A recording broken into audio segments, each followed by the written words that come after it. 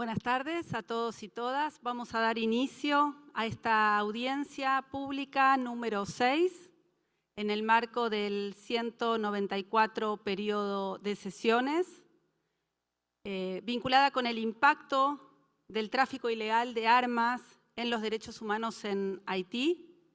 Tenemos 1 hora y media para tener esta conversación y queremos agradecer especialmente a los expertos internacionales que nos están acompañando y que luego voy a presentar.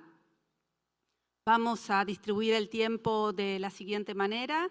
Primero tendrán 30 minutos los expertos, luego tendrá 10 minutos Naciones Unidas, luego tendremos un tiempo desde la Comisión Interamericana para hacer comentarios y luego les devolveremos la palabra a las personas expertas.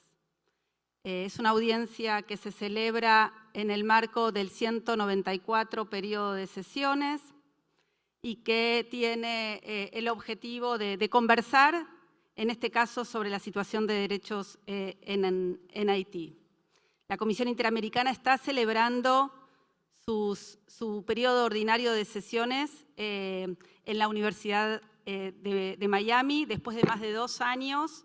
Estamos muy complacidos de celebrar este periodo de sesiones en esta universidad, lo que nos permite encontrarnos presencialmente con estudiantes y personas comprometidas con la defensa de los derechos humanos.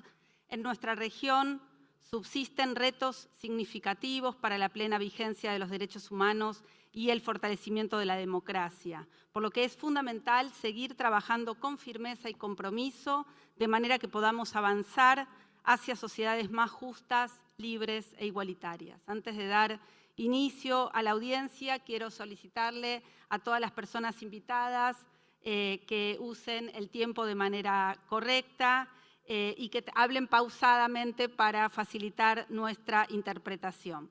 También quiero decirles que es una audiencia accesible y para asegurarnos que sea una audiencia inclusiva, solicitamos a todas las personas participantes que inicien sus presentaciones indicando su nombre, su cargo y la organización o institución a la que representan.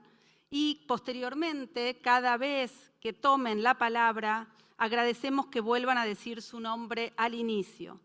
Del mismo modo, recordamos que estas audiencias disponen de interpretación y subtítulos a través del Zoom. Las personas que estén en la sala pueden solicitar un dispositivo para la interpretación y quienes nos siguen virtualmente pueden encontrar el link de conexión en la página web de la Comisión Interamericana. Conectándose a través del Zoom pueden elegir el idioma del audio y el tamaño de visualización de los títulos directamente desde sus equipos.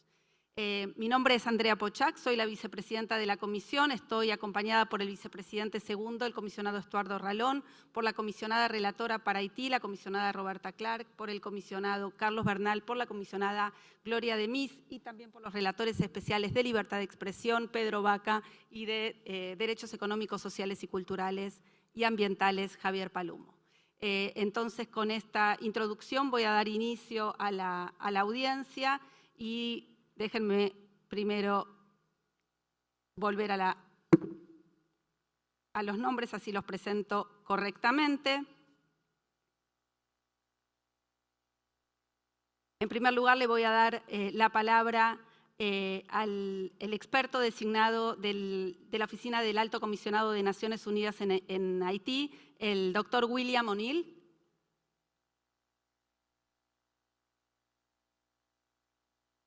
Le agradecemos mucho, ahí está su cartelito, le agradecemos mucho su presencia y lo escuchamos con mucha atención. Usted dispone de 10 minutos.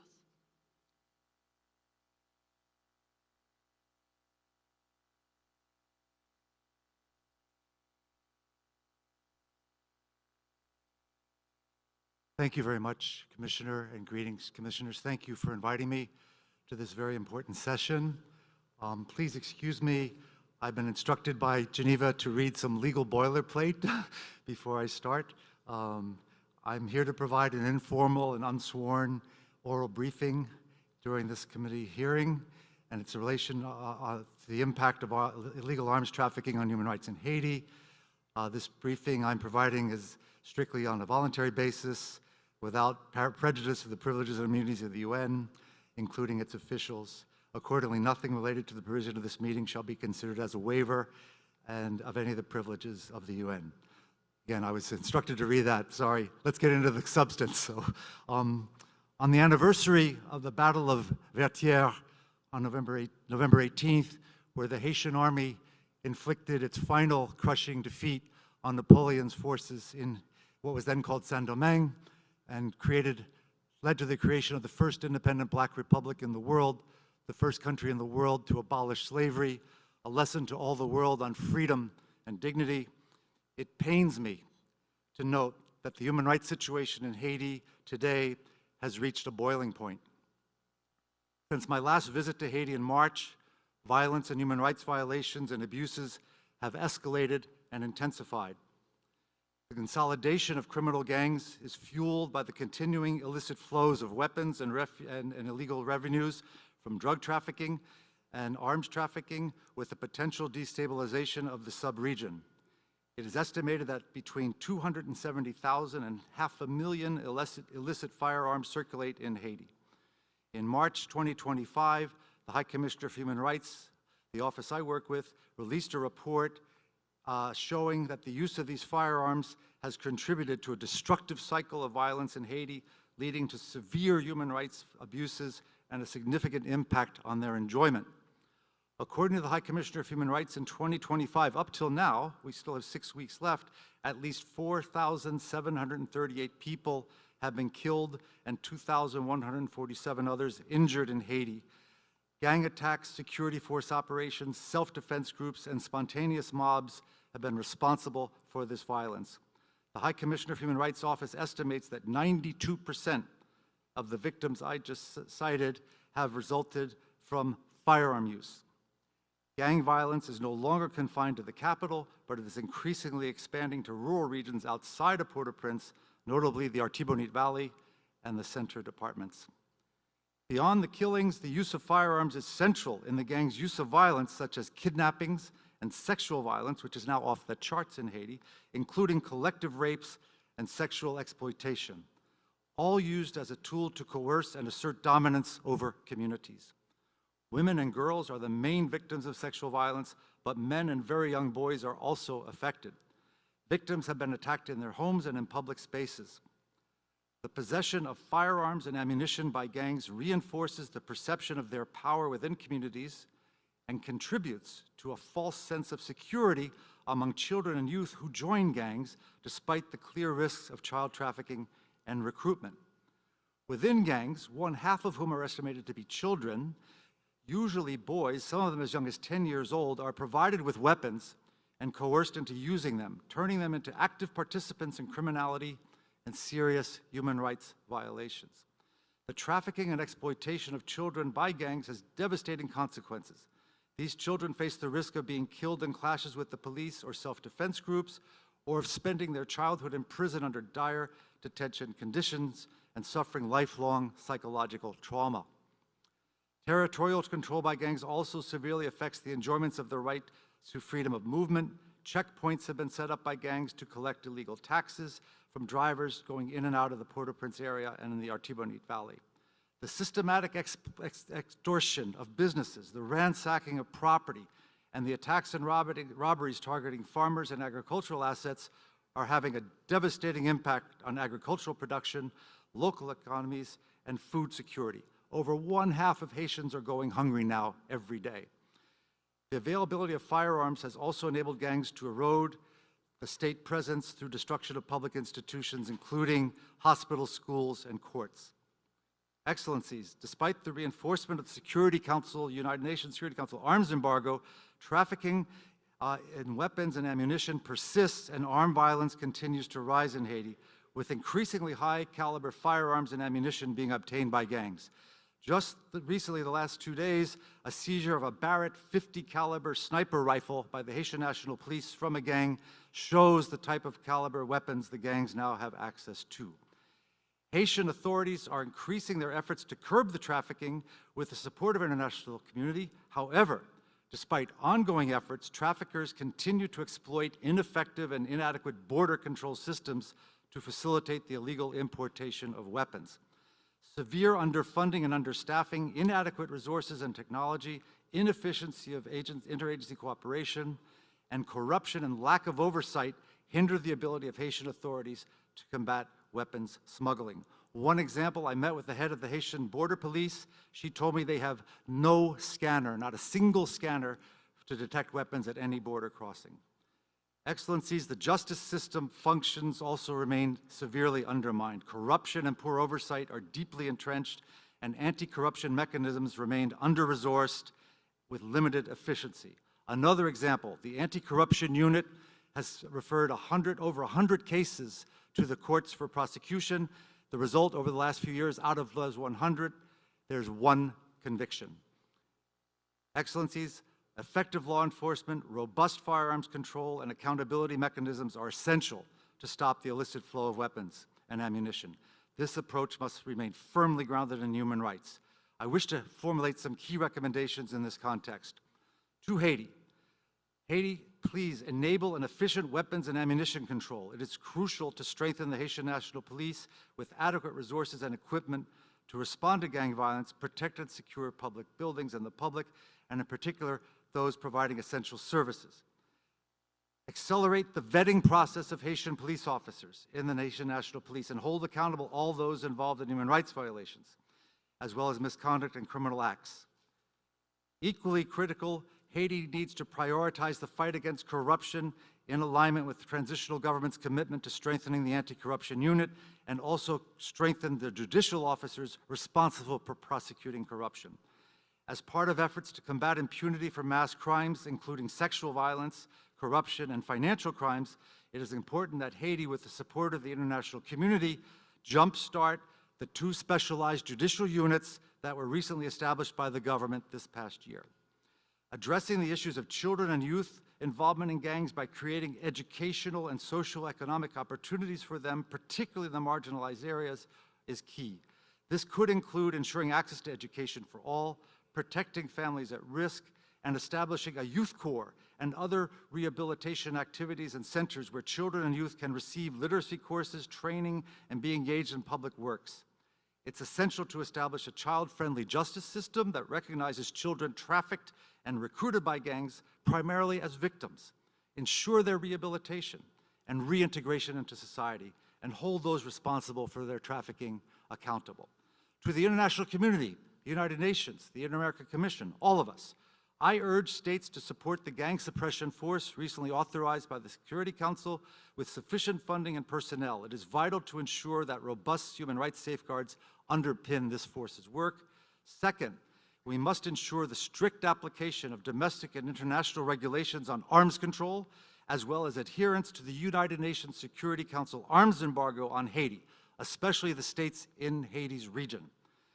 Significantly increasing community-based violence prevention programs are essential to reduce the availability of firearms, raise awareness about the danger of firearms, and promote peaceful conflict resolution.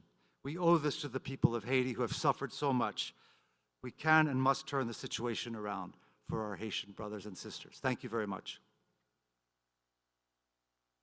Thank you very much. Muchas gracias por sus aportes. Voy a darle la palabra al señor Jonathan Lowy, presidente y fundador de Global Action on Gun Violence, abogado de interés público. Muchas gracias. Tiene sus 10 minutos. Thank you, and honorable commissioners. Good afternoon. As was stated, my name is Jonathan Lowy. I'm the founder and president of Global Action on Gun Violence. By way of background, I have worked in the nonprofit sector to stop gun trafficking and gun violence for over 28 years. I represent the government of Mexico and also work with other countries to stop the problem, particularly of gun trafficking from the United States. I will submit more detailed written remarks, but I'll provide a summary here. And I have 3 primary points to make. 1, the crisis in Haiti is largely a consequence of a flood of guns illegally trafficked from the United States. 2, that flood of guns is not an inevitable consequence of U.S. gun policy or the Second Amendment. Rather, it is largely the result of business decisions by certain gun dealers and manufacturers to profit off the crime gun pipeline, and it therefore can be stopped by encouraging or forcing different, safer decisions. And third, the crisis in Haiti is not just a public safety crisis, it is a human rights crisis. It's my view that the most effective way to attack the gun trafficking problem to Haiti is at its gun industry source. Indeed, so long as irresponsible gun dealers continue to sell guns to traffickers, gun trafficking will not stop simply by focusing on prosecuting individual straw buyers and traffickers or trying to detect and stop guns at the border. That, in my view, is a game of whack-a-mole. The profits to be made from selling guns in the criminal market lead to a continuing supply of more and more gun traffickers and straw buyers. But if irresponsible dealers are reformed or shut down, the crime gun pipeline can be significantly reduced. I'm going to talk about how guns actually get to Haiti from the United States. As was stated, Haiti does not manufacture firearms, and it has been under an arms embargo, and yet it is flooded with thousands and thousands of guns from the United States. This is a result of both gaps in gun laws in the United States, and more importantly here, the exploitation of those gaps by bad actors in the gun industry. I won't go in detail here about U.S. gun laws, but will note that in the United States, in most states, licensed gun dealers can sell unlimited number of guns, AR-15s, 50 caliber sniper rifles, and so long as a person passes a minimal background check, they can get all the guns they want, usually within minutes. These gaps in the law, which are far weaker than virtually every other country in the world, make the U.S. an attractive origin country for gun trafficking. And while most gun dealers in the United States are law-abiding and responsible business people who refuse to sell to obvious traffickers or straw buyers, a minority of gun dealers are willing to ignore red flags of trafficking in order to profit off the criminal gun market. And that really is the problem. Over 20 years ago, the U.S. Bureau of Alcohol, Tobacco, Firearms, and Explosives, ATF, reported that about 90% of gun dealers in the United States sell no crime guns, but about 5% of dealers sold about 90% of the crime guns. And these small percentage of bad acting gun dealers can get away with dangerous conduct because gun dealers are underregulated. They're rarely inspected, and even when inspectors find that they violated the law, they are often allowed to keep their licenses. Now, the gun industry, and particularly these bad acting gun dealers who are selling the guns to the traffickers, are well aware of the indicators of straw buying. They have been told by U.S. law enforcement and others that there are indicators such as when 2 or more people enter the store together, it's often a straw purchase. If somebody is buying multiple guns at once, if somebody is returning to the store repeatedly, often in close succession, to buy more guns, somebody is paying in cash, often in thousands of dollars, and certain types of guns are indicators that they are likely being trafficked, particularly when combined with these other factors. Over 20 years ago, the U.S. Department of Justice called on gun manufacturers and dealers to implement safe sales practices and screen for straw purchasing and trafficking, but unfortunately, the major manufacturers have refused to require that, and this problem of the small share of bad acting dealers remains. And that's what we're seeing is causing the gun trafficking pipeline of hundreds of thousands of guns to Haiti. Most of these dealers, from the information that we've received, are here in Florida, though some are in Georgia and Texas and perhaps other states as well. A Government Accountability Office report found that approximately 90% of traced crime guns from Haiti were sourced from the United States. Now, I want to get more detailed about how this actually happens. And when you look at some of the facts of trafficking cases, you see how reckless, if not unlawful, the conduct of these bad acting dealers is. And I'm taking some highlights from actual prosecutions of traffickers. In one trafficking case of guns intended to go to Haiti, and some of which went to Haiti, associates of the Haitian gang 400 Mawoza obtained numerous guns from straw purchasers who purchased guns from licensed dealers in Florida. According to sworn testimony, the girlfriend of an imprisoned gang member accompanied straw buyers to the gun stores to buy the guns. That is a textbook indicator in itself of a straw purchase. One of the straw buyers assisted the other person in filling out the forms to buy the guns. That is another well-known indicator. The transactions were all in cash, another indicator. Several of these were multiple sales. Some of them were of the same gun. Some were assault rifles. Some were repeat sales where the buyers returned to the store. All of these were indicators. So really, any gun dealer that willingly engages in these transactions is at best being willfully blind to the fact that they're supplying the criminal market. And in Florida, they know there's a good likelihood those guns are going to Haiti or elsewhere in the Caribbean, or worse. Let me talk about a particular example and dealer, and this is taking the information from a U.S. federal indictment.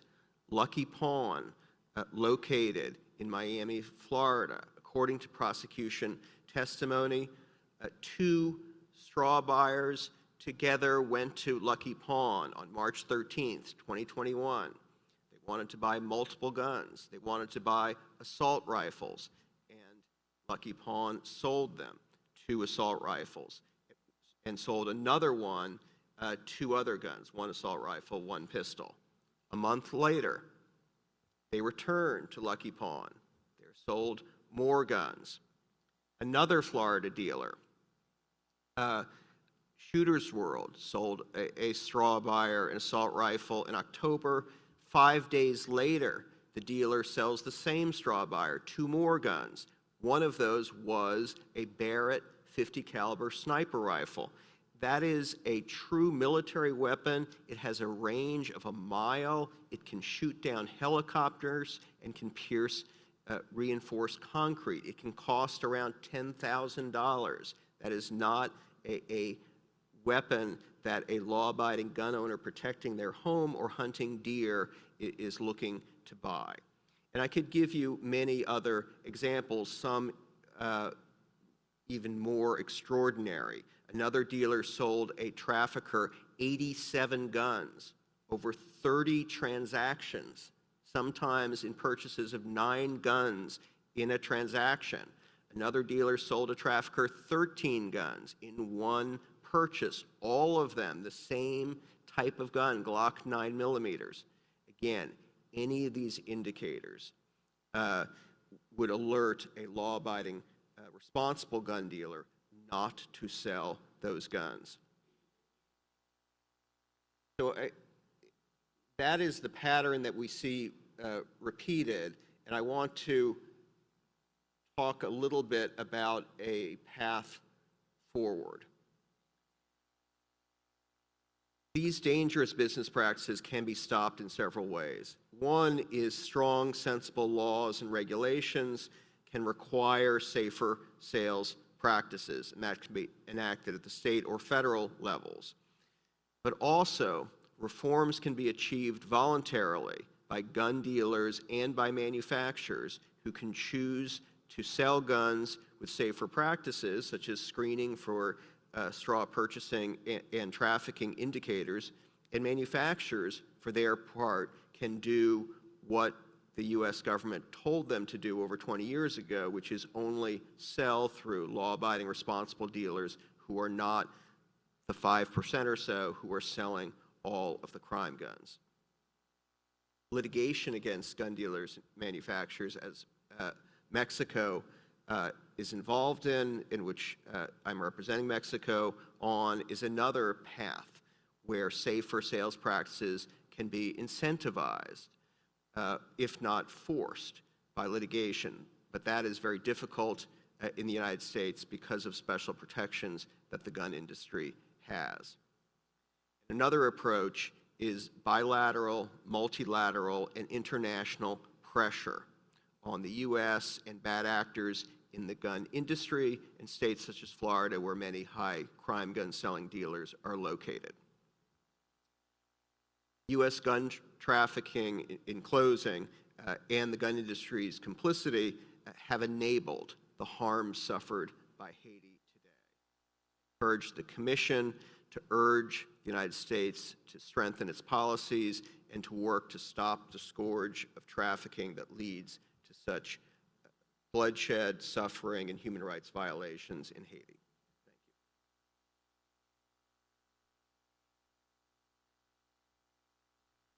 Thank you very much for your presentation. Le voy a pasar ahora la palabra al señor Christopher Hernández Roy, que está en línea. A ver si lo vemos. Investigador principal y subdirector del Programa de las Américas del Centro de Estudios Estratégicos e Internacionales. Sí, buenas tardes. Aquí lo estamos escuchando, a ver si lo podemos ver. ¿Me escuchan? ¿Lo escuchamos muy bien? Yes. Tiene sus minutos para hablar. Vale, muchísimas gracias. Voy a hacer mi presentación en inglés. So good afternoon, and thank you very much for the opportunity to share my thoughts on illicit firearms trafficking and human rights in Haiti.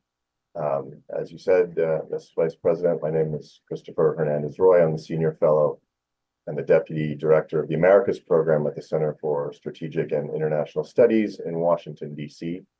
And the opinions I will express today are entirely my own. But perhaps no country better exemplifies the destructive intersection of illicit arms, organized crime, and the breakdown of sovereignty than Haiti. Since the 2021 assassination of President Jovenel Moïse, the country has spiraled into overlapping political, security, and humanitarian crises that have pushed national institutions to the brink of collapse.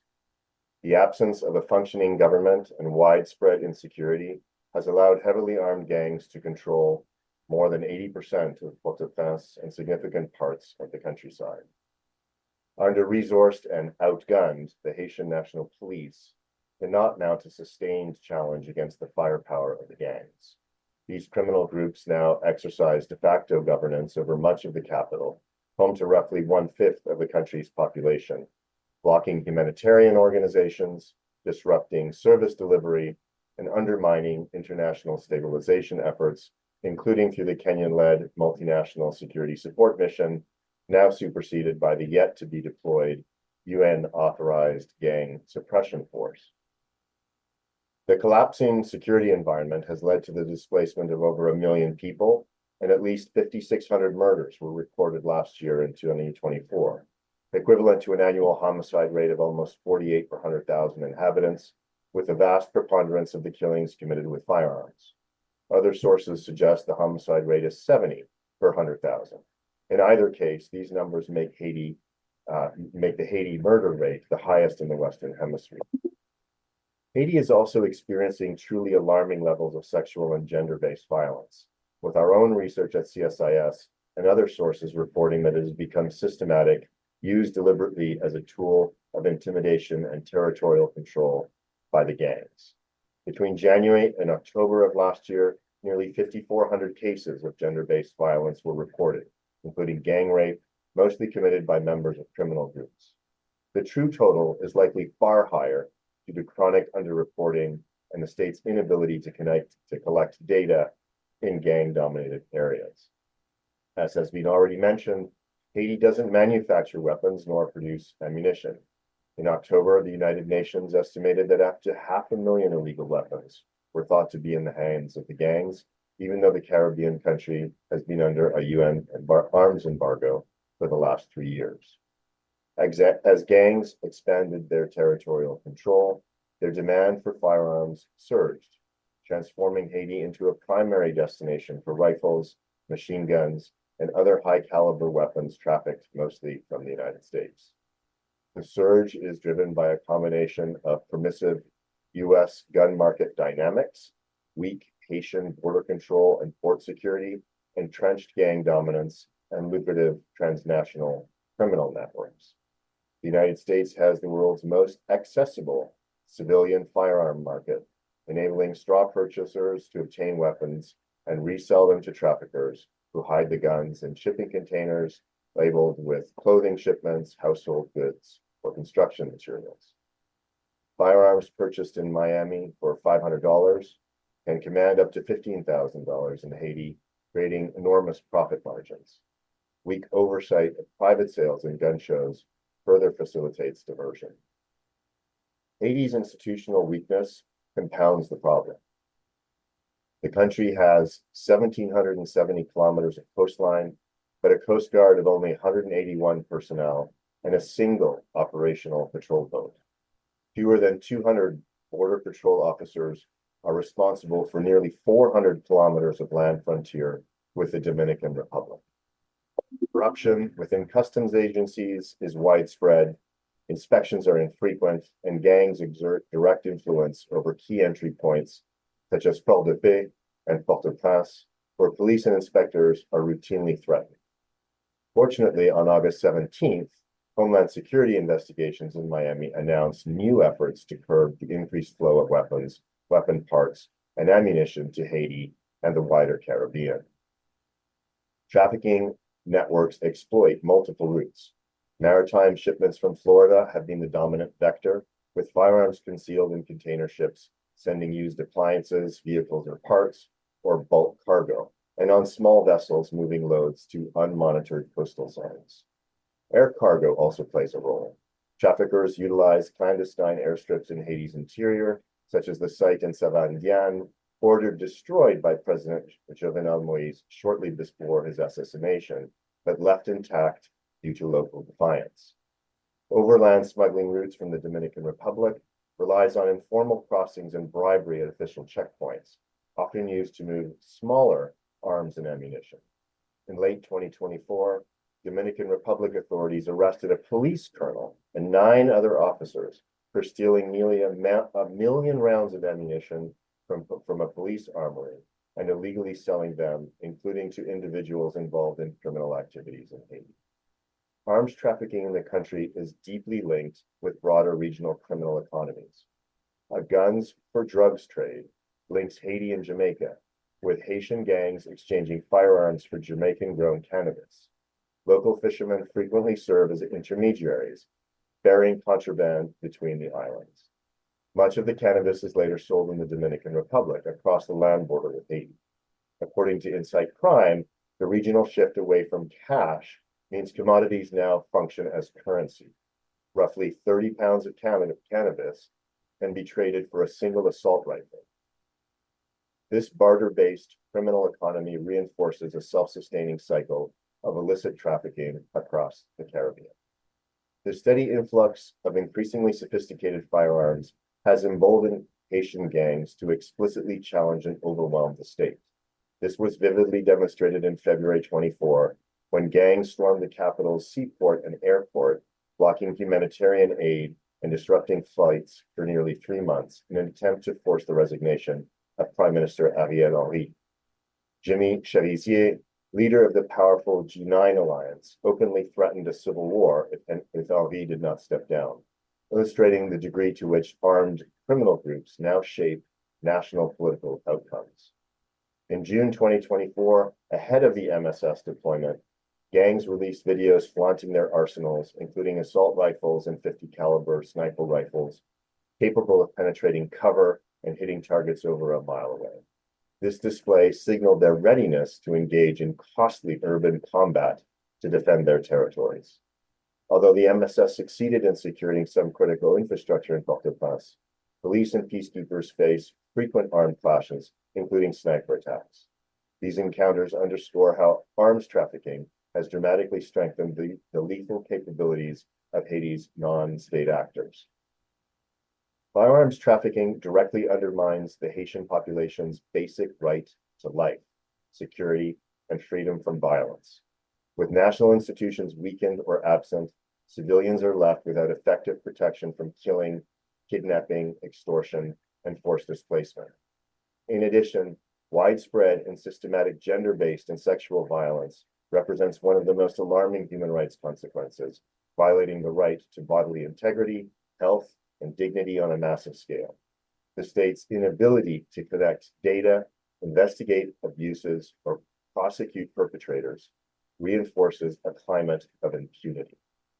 The collapse of state authority and the rise of gang governance severely restricts freedom of movement, access to humanitarian aid, and economic and social rights. Gangs block major roads, seize ports, and disrupt access to essential services such as healthcare, food distribution, and education.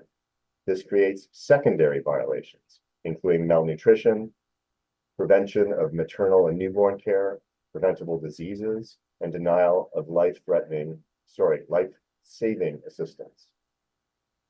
Ultimately, the prevalence of high-power, high-capacity illicit firearms fuels a crisis where nearly every core human right, life, liberty, security, health, freedom from violence, adequate living conditions, and access to justice is being systematically violated.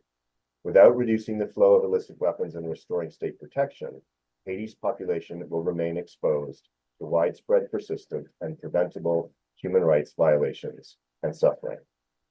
So what are some of the things that can be done to reduce the flow of illegal guns into Haiti?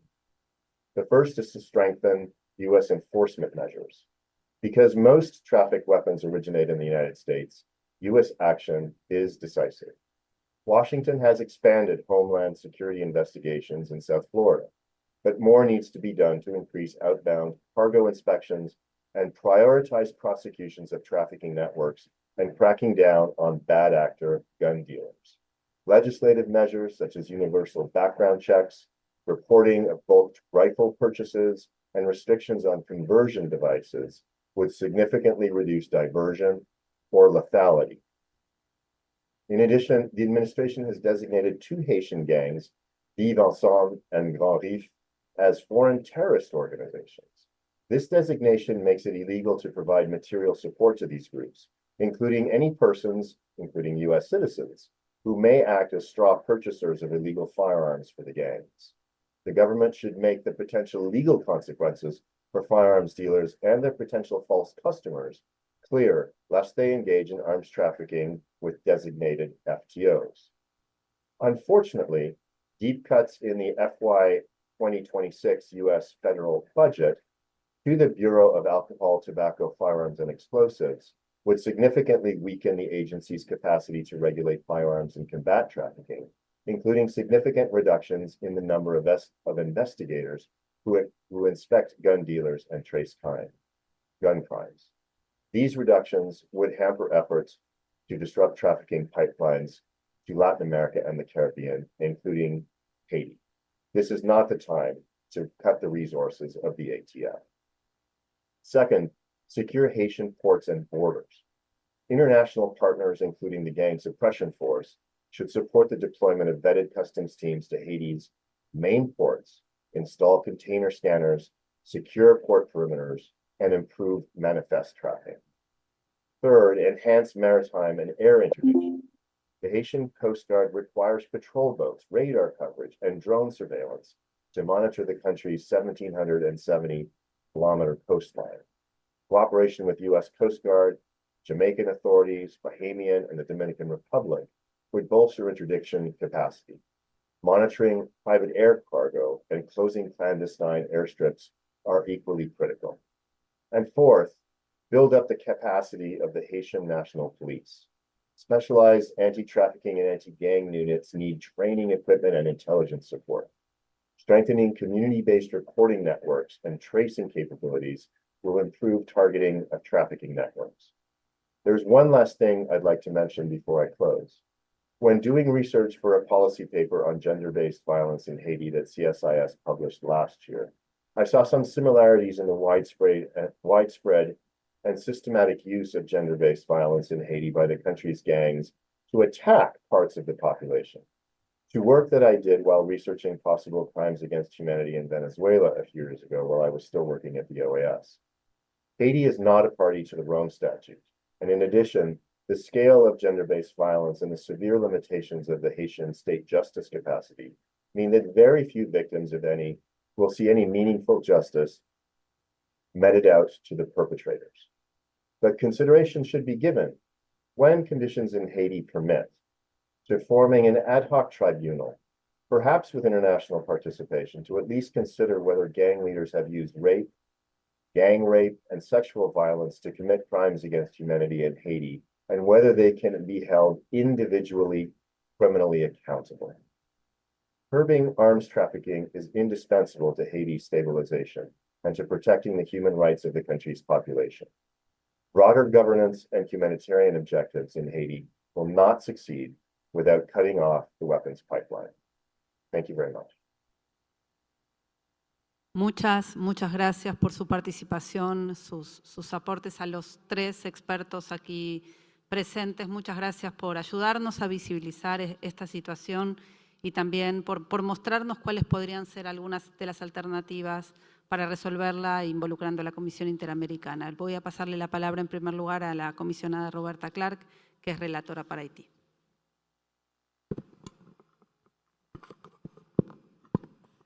Thank you very much, Commissioner Pochak, and I would like to thank the presenters this afternoon.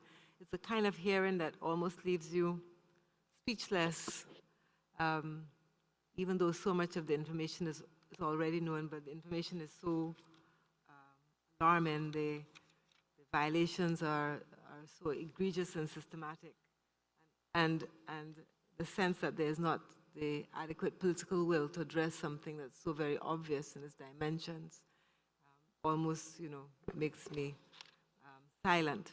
But I want to maybe just ask one or two questions. All three presenters have spoken about the impact of gun violence, but you've also all spoken about the question of supply, the supply of weaponry, particularly from unregulated gun dealership in the United States. You've spoken about the supply routes, unregulated and porous borders. Also, not just porous borders, but sort of the impact of corruption, port corruption, which means that weapons are undetected in places where it would be quite easy to detect them with the relevant technology, but just with the relevant attention to inspecting containers, things like that. And you also spoke about markets, because you have supply, but you also have to have demand. And one of the things that I was quite interested in hearing is the market for weapons. So many weapons, but yet the retailing of them has its own economy, and that economy is linked to illicit economies in the region. So all of that, yes. I guess I want to ask, maybe it's a more political question, because I started off thinking about political will, but with the attention which we see Haiti getting, certainly over the last few years, Haiti is considered by the OAS, is considered by the Security Council quite regularly. I guess my question is, what are your views on why this question of of detection and cutting off the pipeline, as you spoke about. I think the last speaker spoke about cutting off the pipeline. Why is that not happening? So much is known about where weapons are coming from, what are the routes, who is benefiting, but yet the pipeline remains open, gushing into Haiti and causing all the crises that you've spoken about. I guess I wanted to get your sense on what is happening there. And in relation to the recently authorized gun suppression force, I guess I wanted, it's a speculative question, I'm asking to speculate, I would say. What might be the conditions that would allow that gun suppression force to have some momentum and some impact? If you can speak to some of those conditions that would, create the environment for forward momentum towards stabilization of Haitian people. And I want to thank everyone for bringing to our attention, or I should say emphasizing, the prevalence, the sheer prevalence of sexual violence. In Haiti, sexual violence is the expression of gender inequality, the control over women's bodies, but it also is used, as we've seen in many contexts of conflict, armed conflict, sexual violence used as a weapon of war, as a weapon of conflict. And women's bodies are the terrain over which territories are secured and maintained by criminals. So I also welcome the suggestion of an ad hoc tribunal when the time comes. Thank you very much for shining the light on this, and I'm sure my colleagues have many other questions.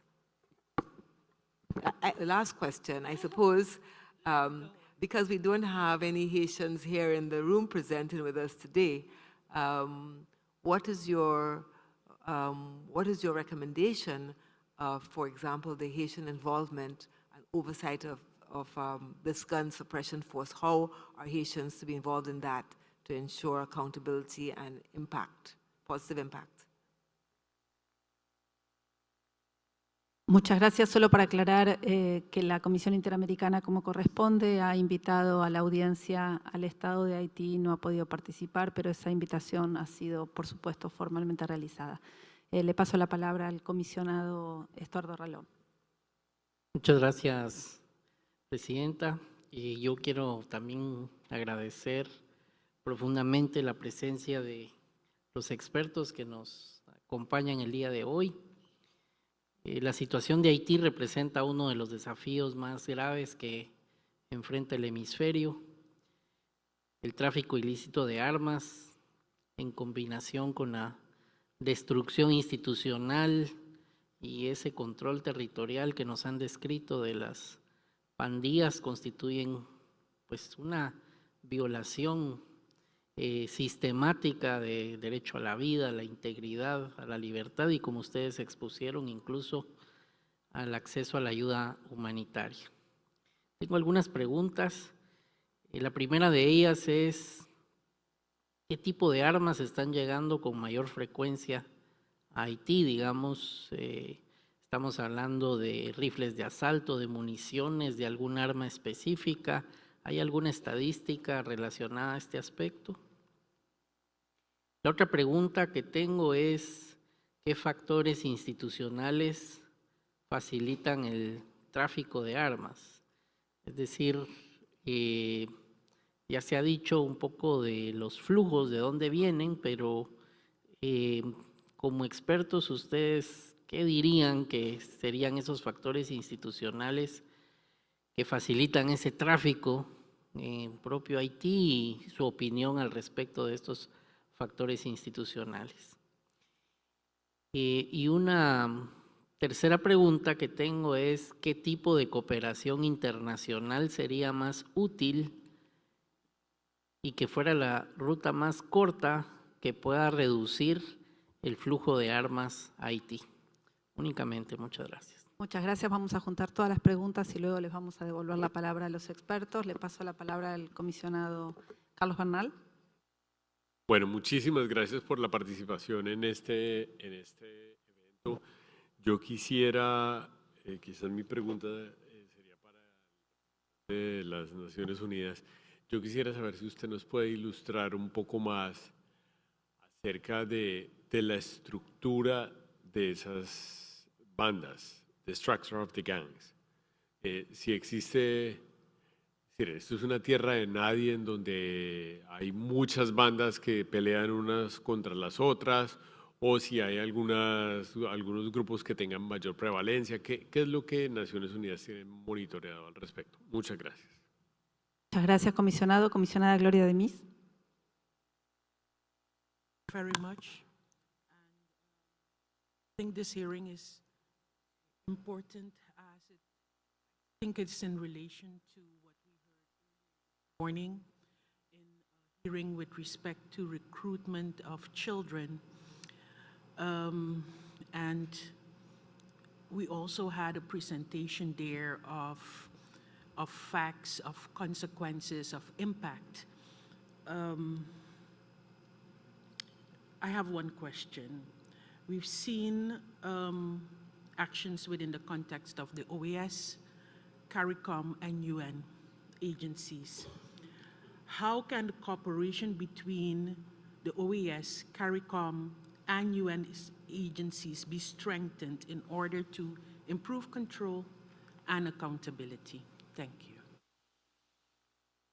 Muchas gracias, comisionada. Le paso la palabra al relator especial de Libertad de Expresión, Pedro Vaca.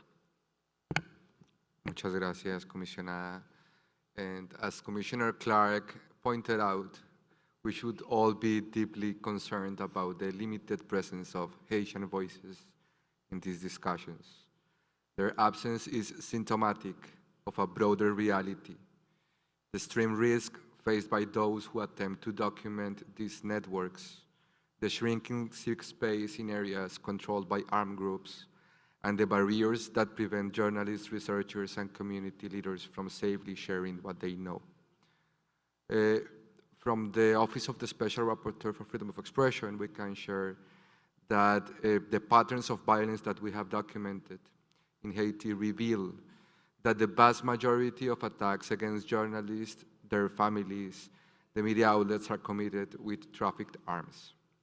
These weapons have been used in the murders and attempted murders of journalists, especially those reporting on gang activity, corruption, and the collusion between state and criminal actors, threats and attacks targeting family members, used as a pressure tactic to silence or punish journalistic work.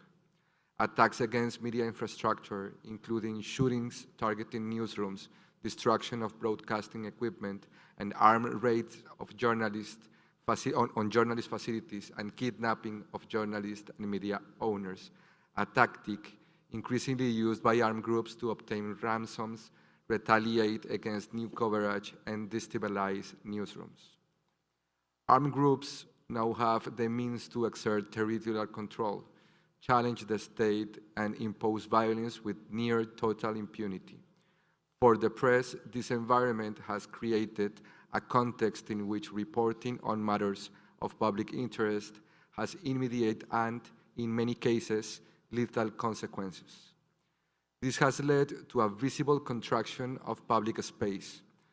Journalists avoid certain neighborhoods, limit their coverage of sensitive issues, reduce their fieldwork, and abandon the profession altogether.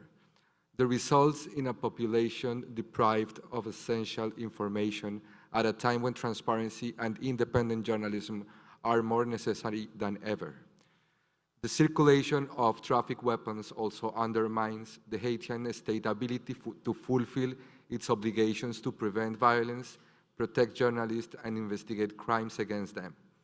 When armed groups possess greater firepower than local authorities, territories become inaccessible, investigations come to a halt, and impunity deepens. This impunity fuels a vicious cycle in which attacks against the press become an easy barrier to carry out and less likely to be punished. Addressing violence against the press in Haiti requires more than a reactive protection measures. It demands confronting the transnational networks that facilitate the flow of illegal weapons into the country. While internal institutional weakness exacerbates the crisis, the supply chains that introduce these weapons originate beyond Haiti's border, thus requiring coordinated regional and international actions. I would like to share 3 questions for any one of you that could be important for our documentation. So in your experience, what are the main obstacles that researchers, journalists, or civil society face when attempting to gather information on arms trafficking, routes, and networks in Haiti? Also, if you have observed reprisals, intimidation, campaigns, and other efforts targeting individuals who report on the origin, entry routes, or distribution of illicit weapons. And finally, what protection mechanisms, formal or informal, exist for those who document armed trafficking, and where are the most urgent protection gaps? Thank you, President. Muchas gracias, relator especial. La última intervención del relator especial de Derechos Económicos, Sociales, Culturales y Ambientales. Muchas gracias, comisionada vicepresidenta.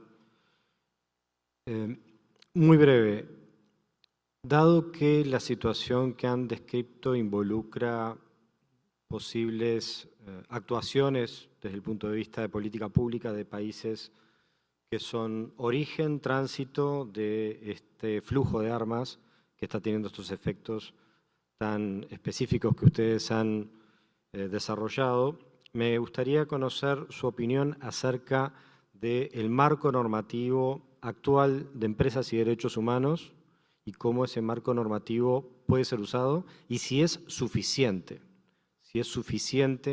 con los principios rectores de Naciones Unidas de empresas y derechos humanos para abordar esta temática y las obligaciones de debida diligencia de las empresas que producen estas armas que terminan en manos de estas pandillas y de estos grupos armados en el territorio de Haití.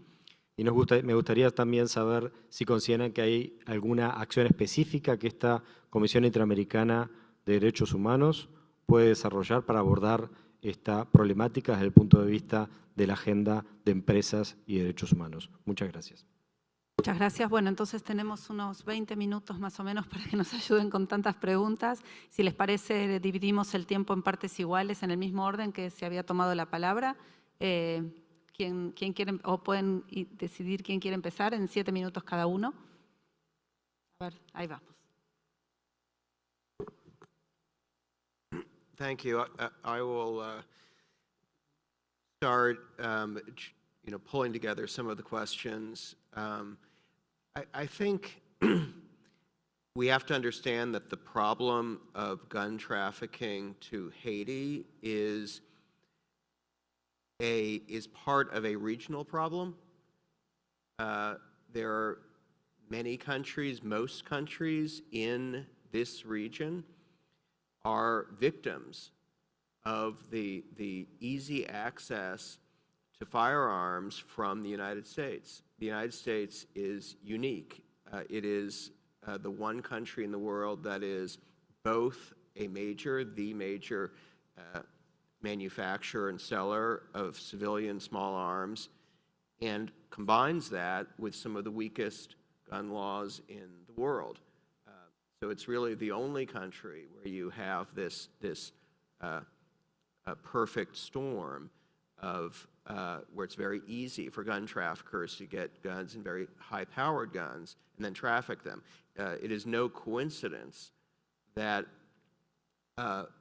most and often in many years all of the top 10 highest gun death rates in the world are in the Americas, or that over 60% of the gun deaths in the world are in the Americas. And in many of those countries, you have 70 to 90 or more % of their guns are coming trafficked from the United States. And I've talked to leaders of other Caribbean nations who are very scared, and they've said this, that their country will be next, because they are also being flooded by traffic guns from the United States. So, in my view, that has to be the focus.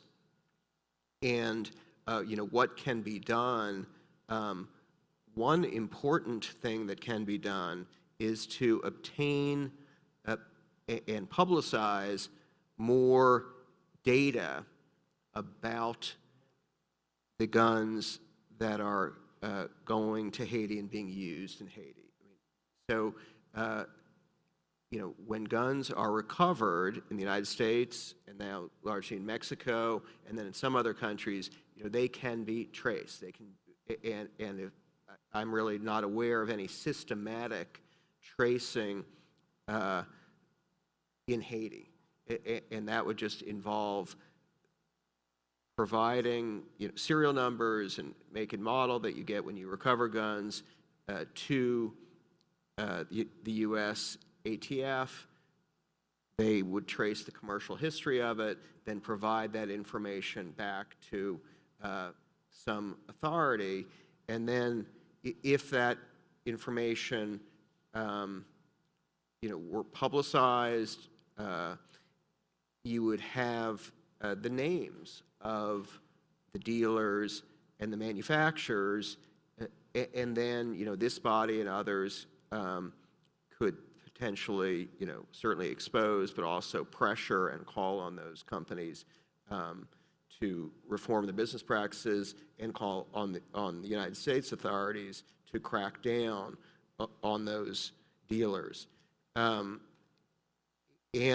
that's difficult because there are so many special protections that the United States has given to the gun industry. One of those even prevents a lot of publicizing of crime gun data that used to be public when I began doing this work about 30 years ago. The gun industry was embarrassed and shamed by the publicizing of what dealers were supplying all the crime guns. So they went to Congress and they got a special protection put in that called the T-Art Amendment, which prevents ATF from revealing a lot of this information, but there's still, you know, some information in an aggregate way at least can be publicized. So I think that's really important. And to answer the question about, you know, what types of weapons are being recovered, I think if you had systematic tracing, you would get a clear answer to that. What I've read, and I don't have the hard numbers here in front of me, is that it seems like you're seeing in Haiti what you see in actually in the United States and in other countries supplied by trafficking from the United States is a progression of more and more you know, military style, high caliber weapons, you know, from handguns to assault rifles to now, you know, some 50 caliber sniper rifles. And I do think, you know, it's worth pausing on the 50 caliber sniper rifle to just get a sense of what we're talking about as far as regulation. I mean, you know, as I say, this is something that's been used to shoot down helicopters out of the sky. I talked to a law enforcement person in Mexico who said he literally saw a colleague of his body torn apart by being hit with a 50 caliber sniper rifle. In the United States, in most states, that is the sale of 50 caliber sniper rifles is regulated the same as a conventional 22 caliber hunting rifle. If you're 18 years old and you have a clean record, you can buy one, you can buy 50, you can buy 100 if you want. So it's really, you know, rather stunning, but that is, you know, the law. But you know, very importantly, and I'll close with this, you know, gun dealers are under no obligation to sell guns to a particular person. They can turn down sales if they see someone who is, you know, wants to buy these guns, wants to buy them in quantity, wants to buy them repeatedly. You know, they can turn down that sale. I believe they're obligated to turn down that sale if they have reason to believe it's going to be trafficked. And most gun dealers do the right thing. so it's just those small actors, and we need to just work on putting as much attention and pressure on them and policymakers as possible. Muchas gracias. Le pregunto al señor O'Neill si quiere contestar. Thank you very much. I'll try to answer the ones that were directed to me and stick with those in the interest of time. Yes, on the question of the gangs and their typology, I would say that there are 4 or 5 powerful gangs, I mean seriously equipped in size and capacity, that are quite formidable. There are many, many, many smaller ones that are more almost for hire. Sometimes they're subcontracted from the bigger gangs to do something. There is no ideology. There's no political ideology. They're pure criminal networks. Every so often, barbecue will talk about something about the rich or discrimination, but they have no vision for a new Haiti. I tell people this is what's different about these gangs as opposed to the Taliban, Al-Qaeda, whatever you think. They have ideologies they're willing to die for. Not true in Haiti. These are pure criminal networks, and they're strong. As we've just heard, they're getting stronger weapons. They're serious. In fact, it seems the helicopter, which we haven't talked about, the private security firms operating in Haiti, Eric Prince's group, it appears that one of his helicopters was hit by probably one of these armor-piercing 50 caliber the other day and had to do a forced landing and was extricated by the GSF and Haitian National Police from a gang-controlled area. So I would just emphasize that point. They're very unpopular. The Haitian population detests the gangs. You would too. They've made their lives miserable. So that's something that I think we haven't used enough, that there's a liver. Usually Mao talked about the gorillas swimming in the sea. Well, there's no friendly sea in Haiti, and that's why there's these self-defense groups and Bois Calais that are quite, if a gang member is caught out of the territory and suspected of being a gang member, they're often executed on the spot by these self-defense groups. So there's something there that I think could be used more strategically as a way to get at this problem of why this keeps happening. Why do we keep talking about this for all these years? I would argue on the gang suppression force and that question, there are safeguards built in. They need to be strengthened, but the human rights due diligence policy applies to any participant going as part of this gang suppression force. My human rights colleagues in the UN office in Haiti will be monitoring their performance, their complaint mechanisms, and there's a compliance mechanism that they're supposed to follow to ensure that they abide by human rights law in their operations. We'll see, but we'll be monitoring that. There should be accountability, and there needs to be, and I've been discussing this with some Haitian civil society actors that I know, we have to create a channel for Haitian actors, including journalists, to communicate, exchange views and opinions with the gang suppression force once it's there and operating, if they're creating problems, if there are complaints, if there are issues, to try to make some space for Haitian civil society and the Haitian state, of course, to have some, not only communication, but influence and impact on the operations of the force. I just want to mention something about the gender-based violence, too. That one of the 2 special courts or 2 special jurisdictions that have been recently created in Haiti, one is to deal with financial crimes and corruption. The other is to deal with gang violence and sexual-based violence. So the idea there is that there will be specialized, trained prosecutors and judges that in Haitian courts. I've raised this issue before about special tribunals for Haiti. I tell you that the sovereignty issue really is strong there still. The Haitian judges and people I talk to in the Ministry of Justice are not interested in that. They wanted a Haitian process. So I think we try to do that, help them. They're willing to take help. They know they need help. They need expertise. They need guidance. And so we're working on that as a way to address the problem. On the business point, finally, I think the Ruggie principles are very good, but they are only principles. We need more teeth. The corporate responsibility for this, unfortunately, as with much of international human rights law, the enforcement mechanisms are either non-existent or very weak, but at least we could have try to put more oomph in those principles and more accountability on the corporations and their role, not only obviously with guns, but with the climate, with all kinds of things where there's been a drive to see corporations also as duty bearers, to use the human rights language, to abide and uphold human rights principles. And I think we need to put more pressure on the private sector. Final point is sanctions. We haven't mentioned that, but one way to get at the gangs again, to bleed them from their strength, is the sanctions of some people who are still in the political world and the business world in Haiti that are aligned with the gangs. And that's improved a little bit lately.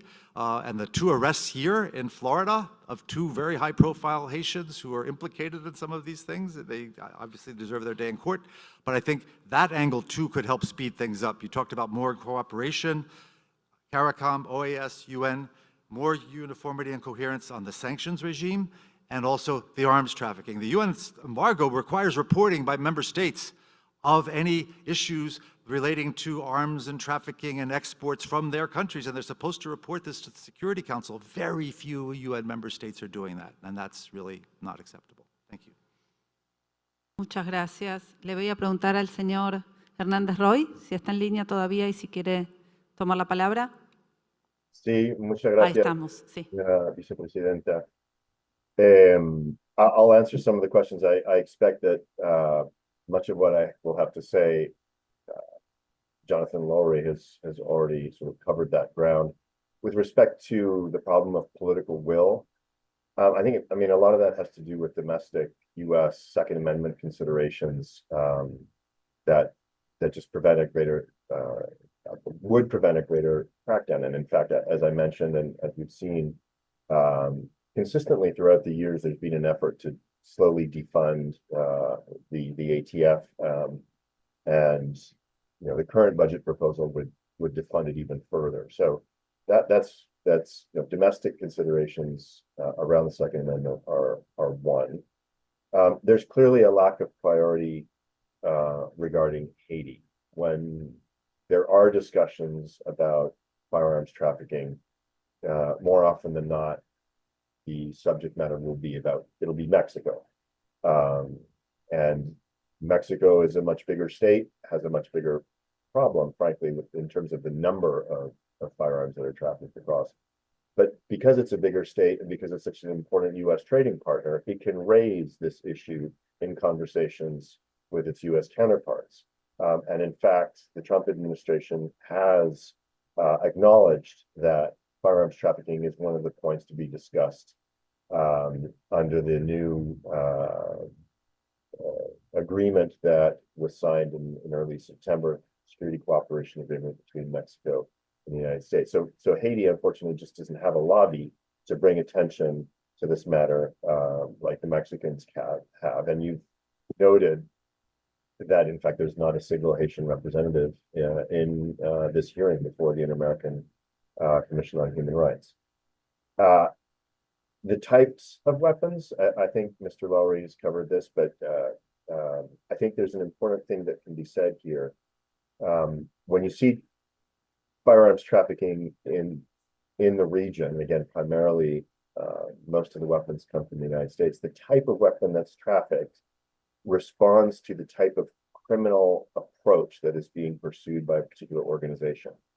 If an organization is operating below the radar, trying to keep a low profile so as not to draw a law enforcement approach, you'll typically see handguns that might be trafficked with some larger caliber rifles for backup.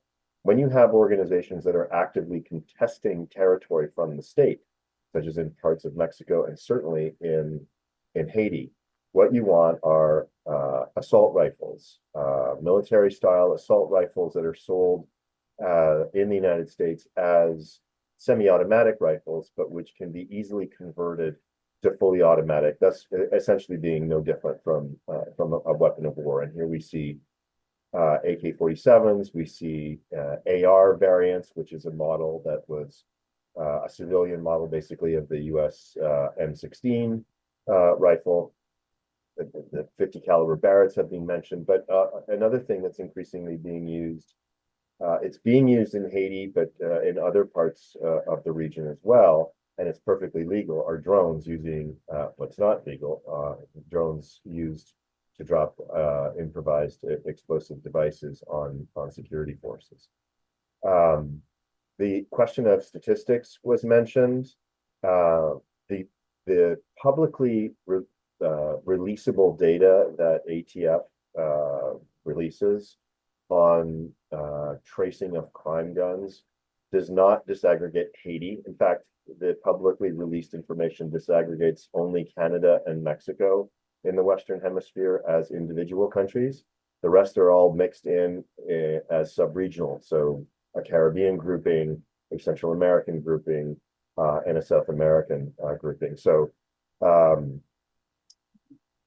it's impossible to know. And to Mr. Lowry's point, there's probably little, if any, tracing that Haitian authorities are actually doing. So that's, you know, one thing that certainly the international community, in particular, the United States, could support. And it's really quite an easy system. It's online, but the Haitian authorities need to be trained and have, you know, not only the ability to identify firearms and their components and their serial numbers, but have the necessary online resources to be able to connect to the E-Trace system that's run by the ATF. Other international cooperation that was mentioned, you know, it's imperative that the country have functioning scanners in its container ports. There's not a single functioning scanner in Haiti at the moment. Training other port security, particularly to check shipping manifests electronically. And then, you know, tools for greater interdiction, whether it be for firearms or other illicit, you know, products, patrol boats to help with maritime interdiction. Haiti has a big black hole in terms of radar coverage. So there really is no capability to track clandestine flights as well. All of those are things that the international community could help Haiti with. Muchas gracias a los expertos por esta audiencia. La Comisión Interamericana va a seguir monitoreando y tratando de ayudar en esta tremenda situación. Nuestro principal aporte es seguir visibilizando la urgencia y la prioridad que tiene Haití en la agenda regional, la crisis humanitaria, la urgencia que nos reclama a todos, sobre todo a la comunidad internacional, ¿no? Mucha más presencia, mucha más solidaridad, mucha más coherencia. La Comisión Interamericana también está avanzando en una resolución sobre crimen organizado. Por supuesto, no solo sobre Haití, sino sobre toda la región, pero gran parte de sus aportes en esta audiencia nos servirá para enriquecer también esa resolución regional. Les agradezco mucho, les agradecemos en nombre de la Comisión Interamericana mucho sus aportes, sus intervenciones y nos comprometemos a seguir visibilizando y tratando de ayudar a resolver la situación de Haití. Con esto levanto la audiencia. Buenas tardes a todos.